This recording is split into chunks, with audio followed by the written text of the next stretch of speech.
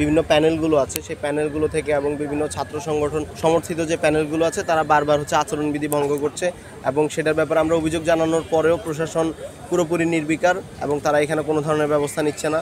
আমরা আজকেও দেখছি যে উমামা ফাতেমার যে স্বতন্ত্র প্যানেল আছে তারা টিএসসিতে একটি বড় ব্যানার টাঙিয়েছে, যেটি হচ্ছে সম্পূর্ণভাবে নির্বাচনী যে আচরণবিধি সেটার লঙ্ঘন।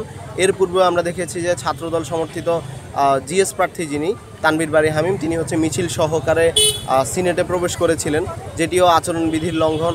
এছাড়া আরও আমরা অনেকগুলো জায়গায় বিভিন্ন হল থেকে শুরু করে অনেকগুলো জায়গায় আমরা দেখতে পাচ্ছি যে এরকম আচরণবিধি লঙ্ঘন হচ্ছে।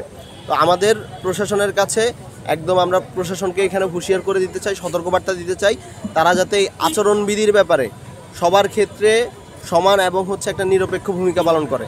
তারা যাতে এই আচরণবিধির জন্য কোনো একটি দলকে কোনো ধরনের বিশেষ সুবিধা না দেয়।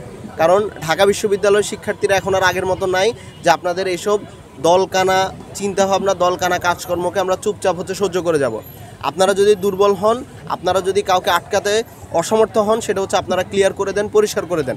কিন্তু এখন যেটা হচ্ছে যে কোনো ছাত্র সংগঠন সমর্থিত প্যানেল কিংবা এইভাবে যারা ক্যাম্পাসে বর্তমানে প্রভাব বিস্তার করছে যে প্যানেলগুলো, তারা যদি এইভাবে করে আচরণবিধি লঙ্ঘন করতে থাকে তখন নির্বাচনের জন্য যে ফেয়ার প্লে গ্রাউন্ড সেটা থাকবে না।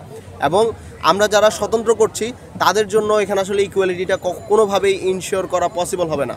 এবং আমরা যারা স্বতন্ত্র করছি একই সাথে যেমন আমরা দেখতে পাচ্ছি যে আমরা নিজেদের মতো করে প্রচারণা করছি, আমরা আচরণবিধিগুলোর ব্যাপারে সতর্ক থাকছি, যেহেতু আমাদেরকে অন্য দিক থেকে তেমন একটা সাপোর্ট দেওয়ার মতো কিছু নাই।